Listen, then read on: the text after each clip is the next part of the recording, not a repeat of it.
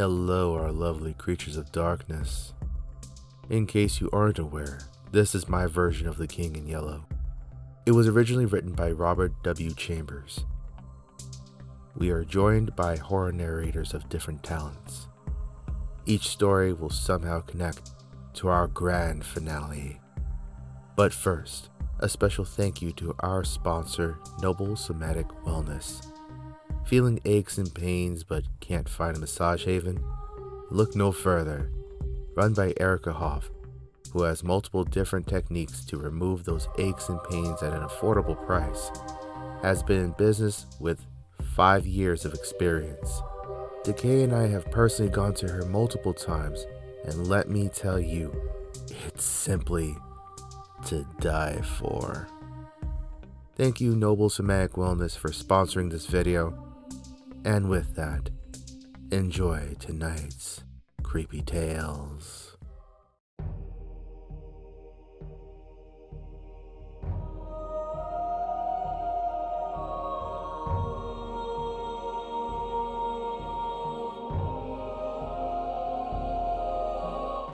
What Happened to Mary? Starring King of the Canadian Hill, 242 Reeds, and Decay of Dark Little Voices. Hey, Eric, have you heard from Mary? She's supposed to come into work today after taking her vacation and is normally on time. It's then that Eric realizes how strange it is for Mary to be late. You know, come to think of it, I just realized how quiet it has been around here. Has anyone tried to call her or even text her? Not yet. She's only 5 minutes late, but I'm only asking because she's never late. Well, Lori, there's always a first time for everything. I'm sure she's fine. She's probably fantasizing about the ocean or something. Yeah, you're probably right. I'll give her 5 more minutes, just in case she got distracted with the memory of the smell of the ocean or something. Speaking of the ocean, did you hear about Louisiana? No. What? What happened? They found Tina's brother, Trevor, in someone else's clothes. Apparently, he killed himself in a shed, and the authorities are covering it up. Lori's eyes widen as she looks at Eric with shock. No way. You are so making that shit up. That's not even the strangest part. Rumor has it he has a blacklisted tape on accounts of what happened to some top secret U.S. naval fleet.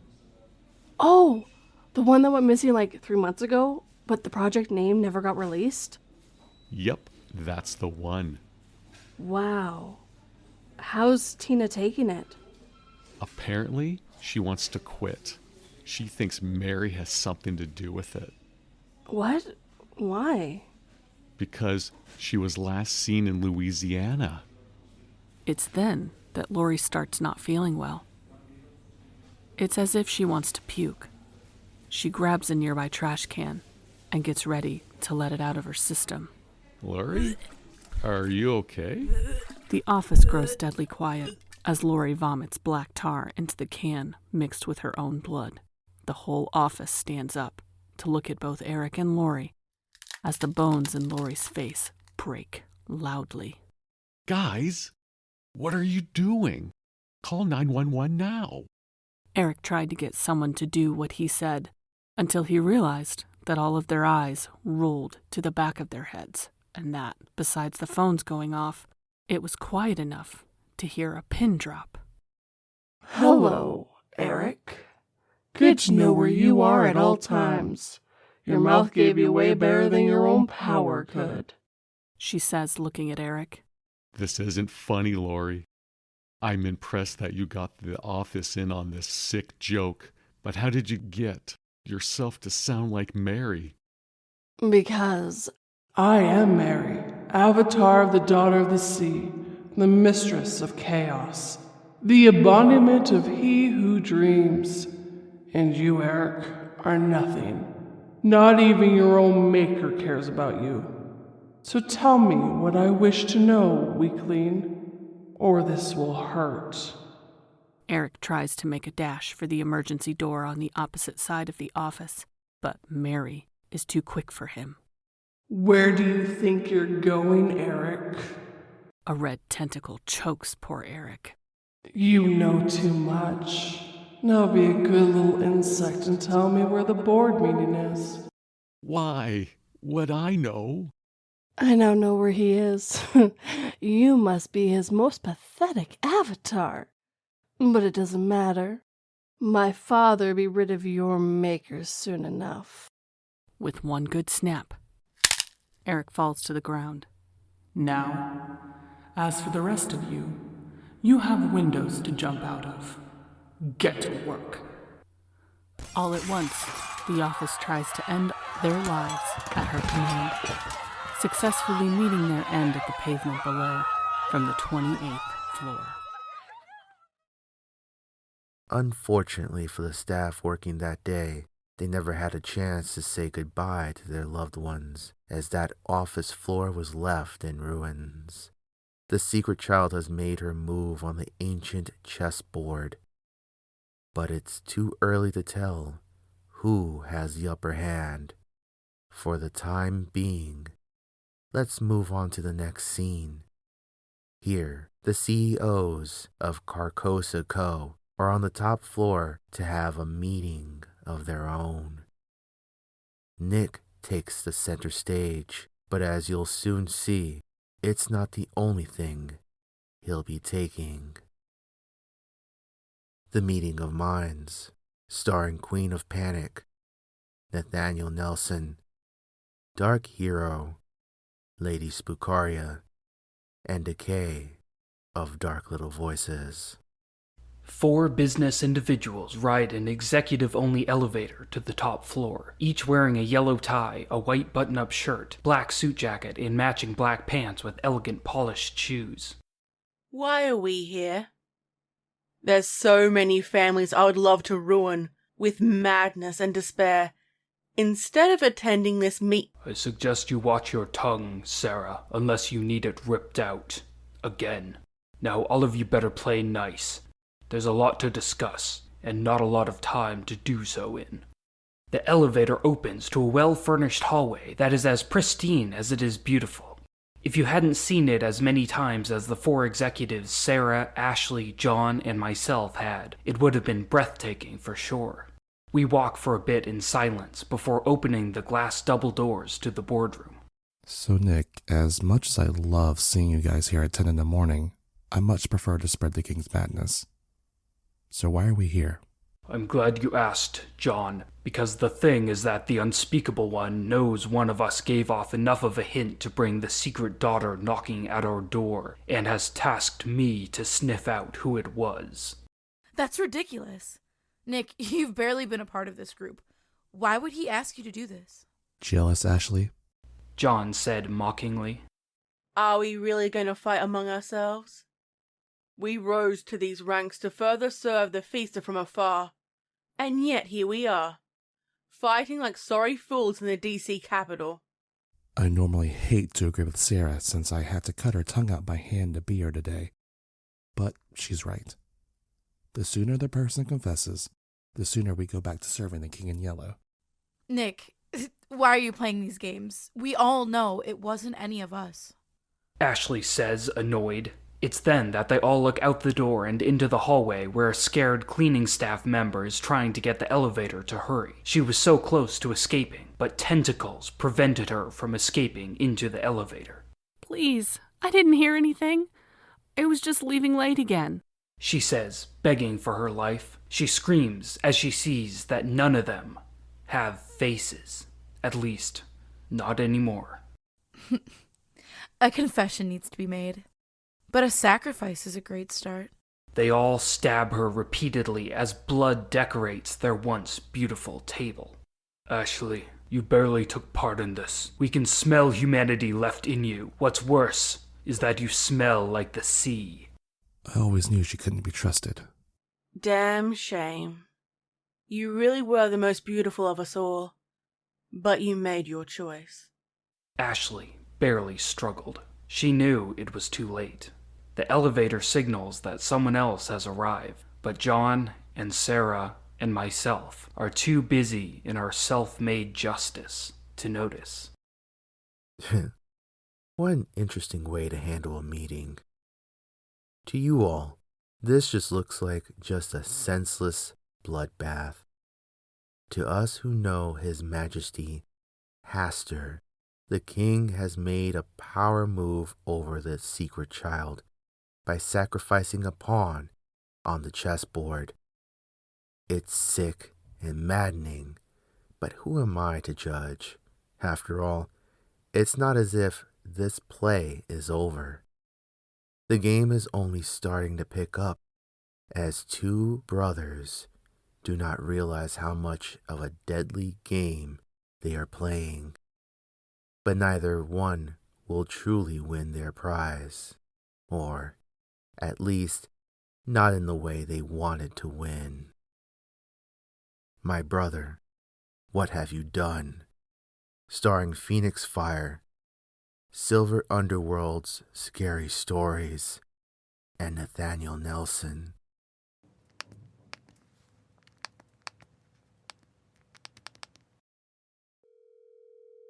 I've been trying to call Justin for the last 30 minutes. Come on, man. Come on, man. Pick up the phone. The thing with my brother was that he was an office manager for the Carcosa Co. And if I'm being honest, he never really did tell me what he does exactly at his company. Honestly, I wouldn't have bothered to call him while he was at work. Because for one thing, he never picked up, and the other was out of curiosity. But I felt an overwhelming anxiety that I couldn't explain. It all started when Justin came to the Mistonic University's library. He walked into my office and stated, "Gregory, you're not going to believe what I found. I was looking through Mom and Dad's things and found this small chest. I figured that you would be able to look into this for me while I was at work, since I can't seem to get the damn thing open." I took a look at it, and the chest seemed to have writings that were written in a language that I'd never seen or heard before. Hey, why would Mom and Dad have this? As I said this out loud, the words on it flickered yellow. I would have taken it as a warning sign, but Justin wouldn't let it go. He almost seemed obsessed that I would get this small wooden chest that was about the size of my palm to open. So I told him that he could return to work, and I will call him the very second that I figured this thing out. The look on his face should have been a warning sign, but I felt the craving for knowledge grow within me. No matter how much I told myself that this wasn't right, and that I should have removed this from my office, the craving to know what was inside the chest grew like weeds. It almost felt suffocating. Justin smiled when I told him I would give him a call, said his usual goodbyes to me, and headed back to work. I think what might have planted the seeds of curiosity for me was the fact that, even though Justin asked for my opinion from time to time, he never truly came to me for anything. Now, sitting on my mahogany desk with this small wooden chest with symbols that I myself had never seen, I brought it up to my colleagues in hopes of being able to uncover what this thing was, or why my parents would have such an odd thing in their attic, where they stored most of their old memorabilia. But I was left with no answers at all. I thought you'd just bring it home with me, and I would figure it out with a pair of fresh eyes. When I got home, however, I felt something whispering in my ear. It was soft and gentle. It felt like it came from behind me, but when I turned around, nothing was there. What the hell? I sighed as I realized that there wasn't anything there, and that I must have worked myself too hard. After all, I had to work, and balancing work and figuring things out for Justin wasn't easy. Even if all he believes I do is just sit around behind a desk and do nothing while he works. As he would put it, a real man's job. After eating and getting ready for bed, I felt something trying to call for me. I live alone and didn't have any pets, so I felt an irrational fear creep inside me. I couldn't brush it off. I went to my room and shut the door behind me. I locked it, to which I never did. If only I knew how bad things were going to get. I don't think I would even bother to help my brother at all with this stupid trinket. I left it on my nightstand and decided to stay up a little longer to read one of my favorite books, The Whisper in Darkness. Wait, that's not right. I've never read or heard of this book. How the hell did this end up?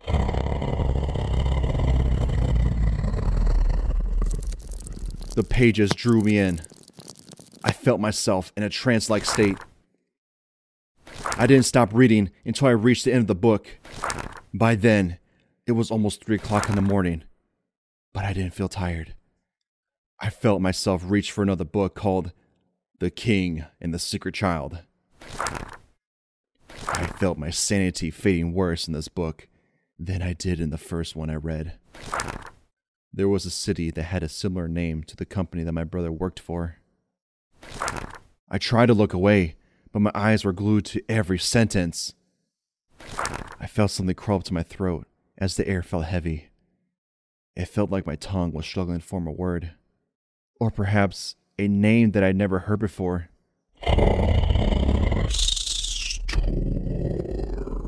And that's when my phone rang. It was Justin. Hey, bro. I'm sorry that I'm calling so late. Believe it or not, I'm just getting off the clock and wanted to see if you figured out what was with that chest. It sounded like he was in an elevator, or perhaps I was just assuming so. Justin, I don't think I can keep working on this. Something just isn't right about this chest. No matter how much I keep trying to shrug it off, I'm just starting to feel like this thing wasn't meant to see the light of day.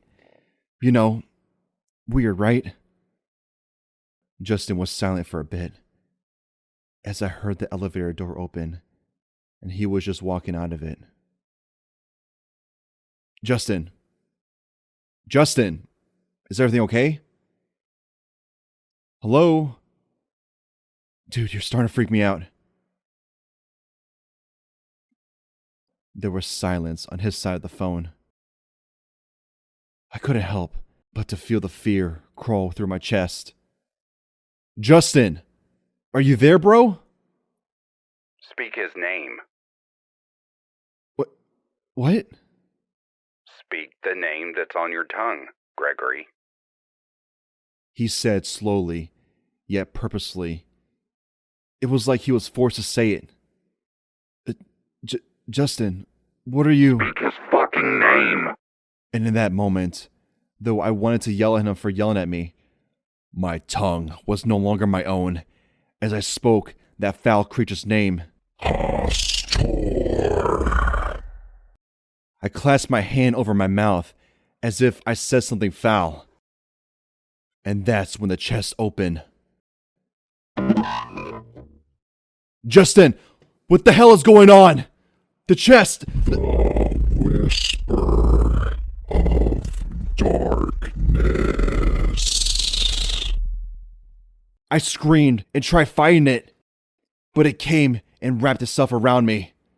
It never let go, but its grip got tighter and tighter until...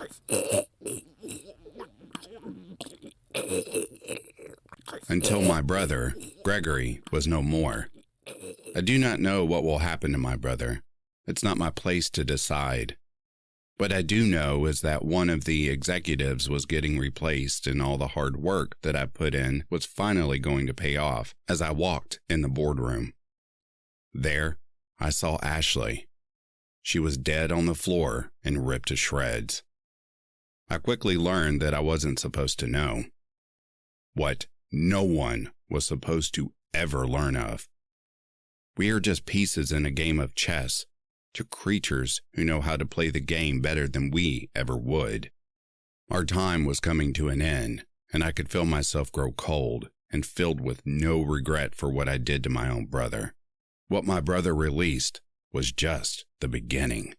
What he does not know is that nothing hurt him or killed him. Nothing but his own madness. I'm greeted by beings with no faces as my human features fade away in a very painful way. As I screamed and rolled on the floor in utter pain, I questioned if this was what I wanted.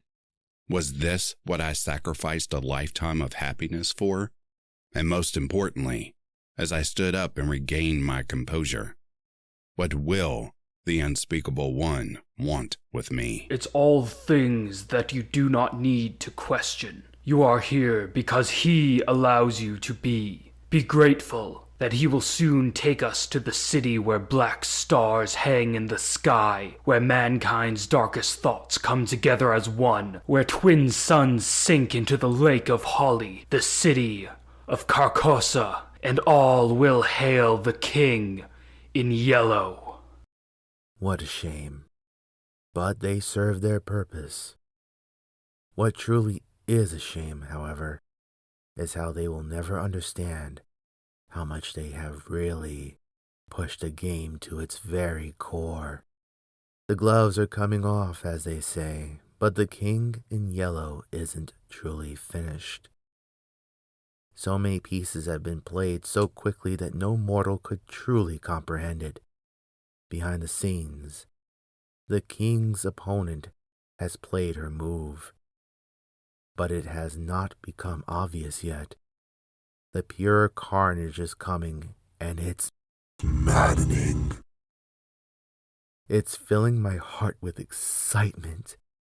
So, let's see the next piece move with some charisma. The Man with the Silver Tongue, starring Everyday Eldritch, 242 Reads, DarqChyld Audio, and Shade of Dark Little Voices. Ever since Greg came to me in hopes of uncovering the mystery of that damn chest, something hasn't felt right. I didn't feel sick. I just felt a weird sensation on my tongue that I had never felt before. Sometimes I feel something there that shouldn't be there, as if something is warning me of a danger that I cannot escape. It's been roughly 6 days since that day, and what's worse is that no one has since seen Greg. In fact, I spoke with Sam the other day, and he looked puzzled. It was as if he had never heard of Greg or Gregory. Eventually, he told me that there was never anyone by that name. I panicked and dropped my coffee onto the university's well-polished floor in the break room, as, for a second, I thought Sam no longer had a face. I apologized to him and helped clean up the mess with some paper towels. Afterwards, I went to my supervisor to ask if I could go home for the day, because I wasn't feeling well, something that I would never do in a million years, but still thought that she would still deny. Of course. Take tomorrow off, too, she said enthusiastically. It was the first time that Sally had ever shown any emotion, so I had to ask, "Are you sure?" To which she said, Absolutely. We wouldn't want you feeling more ill or something like that. Go on. Don't worry about it. We will take care of it. When she said, "We will take care of it," an unusual chill ran down my spine. I left thinking that maybe I was just overthinking this. Or perhaps maybe she finally saw how hard I was working in getting the Egyptian translations done for her and Dr. Delgado. Either way, I left for home. However, as I was headed to my car, I couldn't help but to notice a very attractive young woman and simply said hello to her. She left her friend for a moment and walked up to my car. My car wasn't anything fancy, just a standard SUV, and yet, here she was. May I help you? This led to a lot of flirting, and eventually she gave me her name. I'm Clara. It's very nice to chat with you. Wait, don't you want my name and number?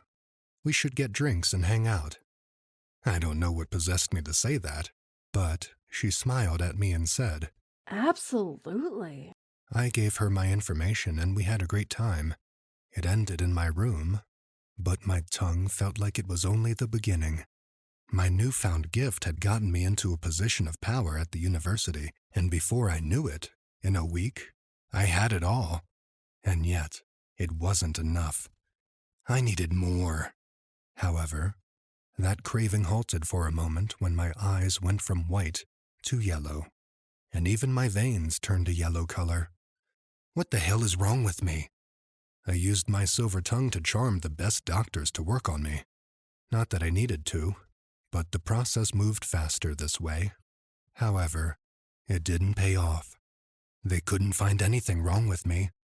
They didn't see what I saw and looked at me as if I was insane. Maybe I was, but I had to find out for sure what was wrong.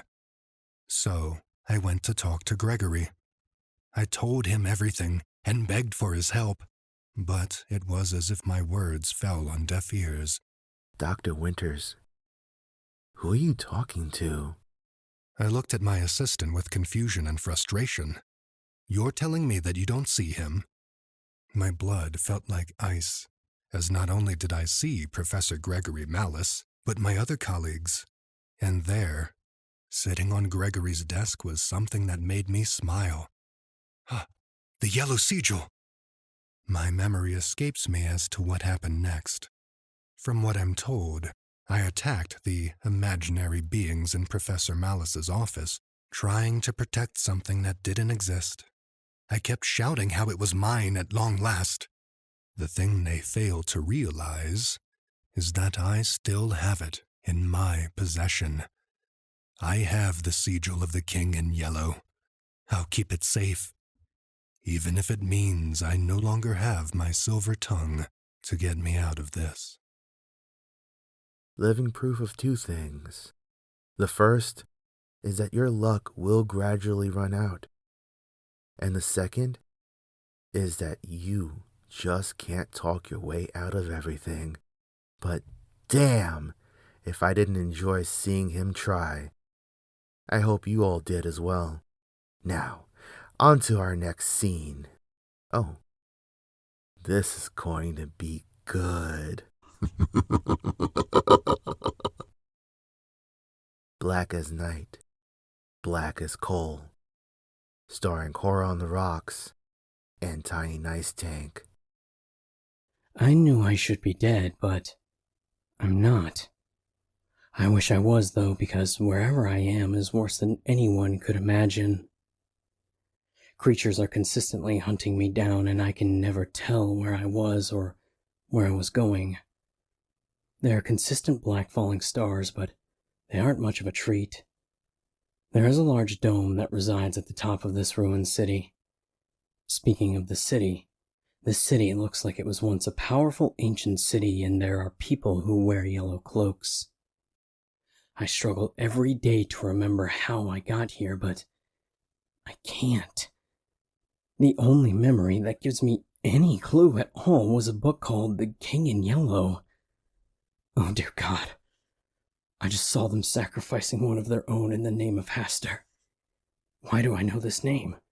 Did it have something to do with the book, the King in Yellow? Something rips its way out of the carcass. Its long, sharp claws the size of a human arm. Her skin is a faded green color. She was grotesque with her large tentacles that made up her legs and arm. Even her long, dark hair that went past her shoulders were tentacles.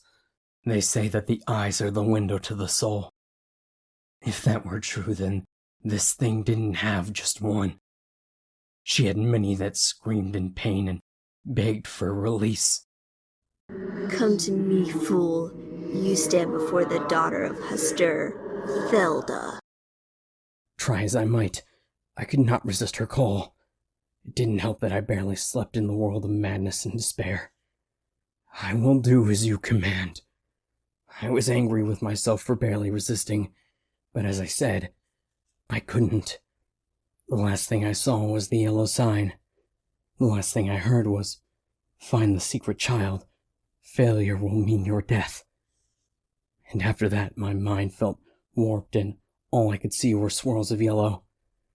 I gave in as my soul became one with the tortured souls that were ruled by Thulda, the Princess of Yellow, daughter of the Unspeakable One, and ruler of the Maddened Ones. Oh, Thulda, how you slay me. You truly are your father's child. You take a mortal into your father's world and then allow the madness to weaken him, only to then take him for yourself? If I didn't know any better, I would say you are trying your hardest to enter the playing field for yourself. But what do I know? Our next scene is leading to the grand finale. Our players are putting everything on the line, no holding back. But the beautiful question still remains. Will it be enough? The King and the Secret Child, starring Grim Reaper's Nightmares, Decay of Dark Little Voices, Horror on the Rocks, Nathaniel Nelson, Lady Spookaria, and TinyNiceTank. You played a very dangerous game. But what else could I expect from the foolish offspring of my idiotic brother?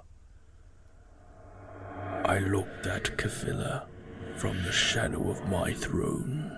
You insult my father, Hastur, because you do not know the full extent of his power. She said with a fiery rage. I could see so much of Cthulhu in Kefila that if I didn't know any better, I would have assumed they were one and the same. Both were as insufferable as my human playthings. Child of Cthulhu, I suggest you leave while I feel merciful. Your father might know where you are, but he has no power here in my realm. Is that supposed to intimidate me? I really don't see why my father doesn't just kill you himself, but I'm more than happy to do it myself. Immediately she tried to assault me by using her powers against me. But as I tried to warn her, here in Gakosa, she had no power. Give it a few more centuries and you might have posed a threat to me, secret child. It's a shame that I was quickly interrupted as the very foundation of my throne shook beneath me. I thought she had missed me, but she was only stalling for time as her guards burst from the ground. Their massive jaws almost became overwhelming. In my youth, this would have worked. But my brother had already tried this pathetic strategy against me. Not only had my niece insulted me and assaulted me in my throne room, but now had sealed her fate. There can only be one ruler over all these pathetic insects, Uncle. And that will never be you. I allowed myself to be devoured for a small time as my subjects arrived to defend their king. Do you not see? He is gone, and I am your queen now. I had enough to kill her guards. I burst forth through different parts of their bodies, and their corpses fell to the ground as I collected myself. So young and yet so foolish. You should have remained dormant under the sea floor. My subjects struggle to restrain her, but it doesn't matter. They can easily be replaced. Killing my niece, on the other hand, would be the pinnacle message to send to my dear brother. For I knew why she was so guarded. Cthulhu looked into the forbidden pools and saw that he would be vanquished. So his daughter, Sephila, was to give birth to her own father when the day came. As I watched her struggle, I couldn't help but wonder if my idiotic brother showed Cthulhu whom or what would be his death. You shouldn't have come here, secret child. No one can truly stop the King of Carcosa. We've tried and lost our city because of it. It's not so bad now. I reformed myself quickly as Gefilla showed her true strength by killing my servants. I knew they never really stood a chance, but it was in fact what I was counting on. She tried to attack me without holding back, and to be honest, it gave me a sense of nostalgia that I didn't realize I enjoyed. It made it hard to focus and allowed her to slam me against my throne. I barely fought back. The only time I defended myself was when I felt her slowly realize what I was doing. Before I knew it, my miasma began to weaken her. Where my miasma would have simply driven humans into permanent madness, I had Thulda increase its intensity. The very smell was immune to both me and my daughter. My servants died at her hands, so that my miasma had time to take its effect without her knowledge. A small price to pay for the long game, but I enjoyed every second of it. Hester! What have you done to me? As your father did before you. You played into my hand, but I'm afraid the curtain falls this day on you. Gefilla, upon this day, all of Carcosa will know that your death mimicked your father's downfall. Upon this day, Cthulhu will know that everything he does will result in failure. I floated slowly to her, knowing that she still posed a threat to me. She tried to attack me, but Thulda was there to stop her with her 18-foot ebony spear. Father, please let me do the honor of removing the secret child from our kingdom. I gave her my blessing to do so, for I wanted to see how much stronger she had become. Thulda didn't hesitate. She immediately went to work cutting her into pieces and burning her remains with Yib's blood. The amount of torture on Cathilla's face until her last breath more than made up for the fact that I now needed more devoted followers. It was then that I sensed something was wrong. But by then, it was too late.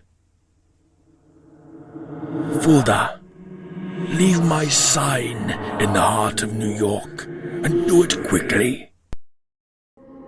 As you wish, Father. It's almost depressing that we've reached the end. To be honest, I was wanting more. However, keep in mind that this game has been going on for thousands of years, beyond the stars, here on Earth, and right before our very eyes. Yet, only a select few of us can truly see its wonders and live long enough to tell about it. With that said, let's finish this. Let's see who has what it truly takes to take control. Welcome to the gates of Carcosa. Now, let's open it and see how far we go. The Gates of Carcosa, Final Act, starring Phoenix Fire, 242 Reads, Decay of Dark Little Voices, and TinyNiceTank. Jane, what the hell did you do? Saved your ass for starters. Or did you want to suffer with our brother Greg?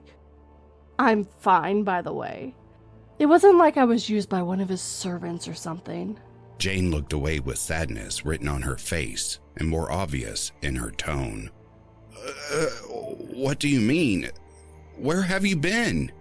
She poked my chest repeatedly over and over again as she got visibly angry with me.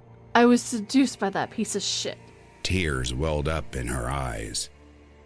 I have no idea how I was out of the influence of the King in Yellow or how come I wasn't with my fellow worshippers, but the fact that my mind was clearing up helped me realize all the damage that I had done. In my madness, I sold out my siblings.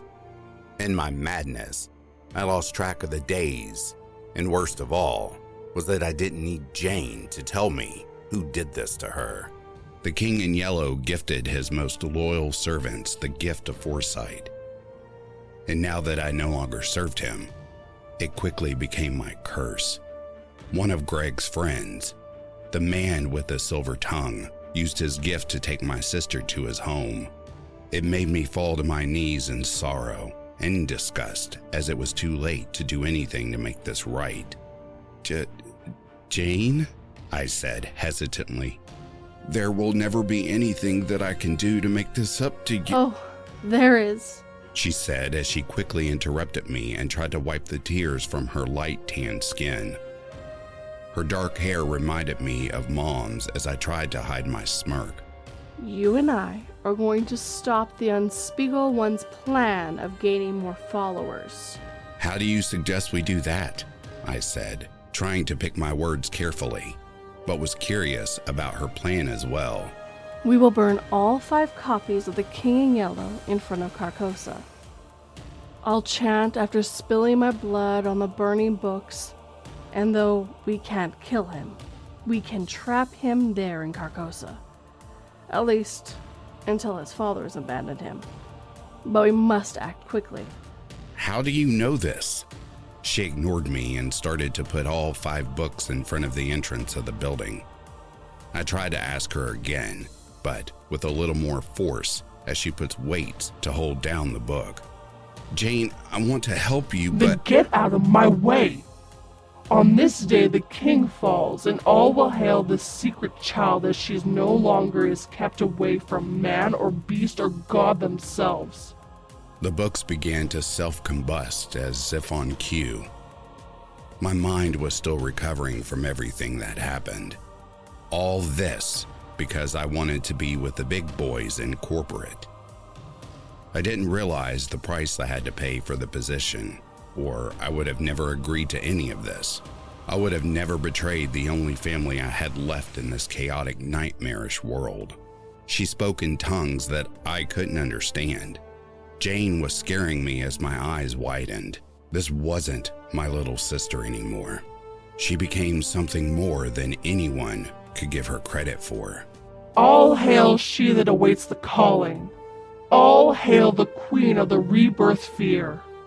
All hail the once secret child. All hail Cathila, goddess of the end of all who refuse her father's call. She laughed like an insane person. I tried to stop her, but it was too late. What I saw wasn't my sister as she floated in the air. It was the rebirth of a goddess that should not exist in our world. She screamed so loud that I thought my ears were going to bleed and my eardrums would burst. But it didn't stop. The back of her head became bulbous in size. Her torso on downward looked draconic as bat-like wings protruded from her back.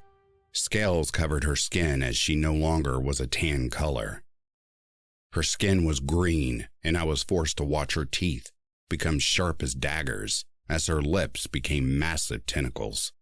Jane, please don't give in to this damn thing. I gave in to Hoster, and look what happened to me, I shouted to her. It's too late, boy. Her soul resides in my world, in Helkava. Now, to unleash the last of my plans.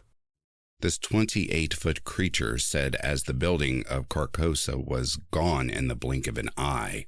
My only guess is that the building itself served Lord Hoster as conduit between our world and his. It must have been how the books were remastered and distributed to our sellers. What worries me is that the Queen of Rebirthed Fear only needed 5 copies of the book to stop the unspeakable one. But here's the thing. In the last 8 years, we've sold more than 100,000 copies. So, what exactly has happened to those copies? I looked in my hand. It should have had nothing within it, and yet, when I opened my hand, I saw what Gregory and his colleagues must have seen that drove them to do things I will not speak of, but take with me to the grave instead. The yellow sign. It was odd, though. I could hear something call me from a world that I was supposed to see with the other executives of Carcosa Incorporated. I saw black stars in the night sky. She whispers to me, "We have much work to do, you and I." It's then that I do not see the yellow sign as it was meant to be. It's been altered.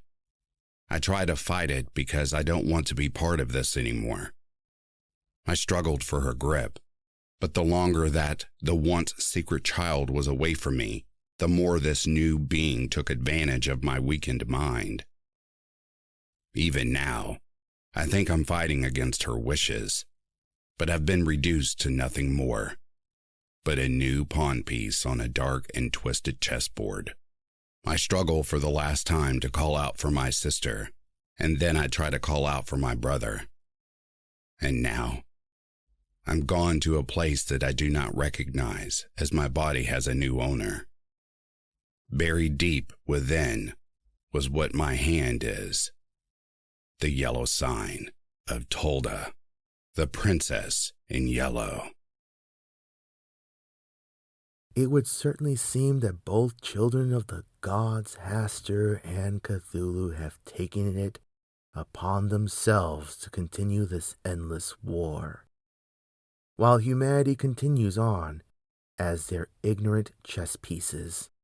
Well played, very well played. Well, until next we meet among the stars and into the abyss, remember, you can run. And you may certainly try to hide, but eventually, you'll just become another game piece as well. As our play comes to an end and the curtain closes, remember to like, comment, and subscribe for more. A special thank you to our lovely Patreons, 242 Reads and Lucy Pasley. Thank you all for your love and support. And thank you to our lovely narrators, whose links will be in the description below. King of the Canadian Hill, Dark Hero, 242 Reads, Horror on the Rocks, Phoenix Fire, Silver Underworld's Scary Stories, Grim Reaper's Nightmares, Queen of Panic, DarqChyld Audio, TinyNiceTank, Everyday Eldritch, Lady Spookaria, and Nathaniel Nelson. And with that, remember, we're always watching.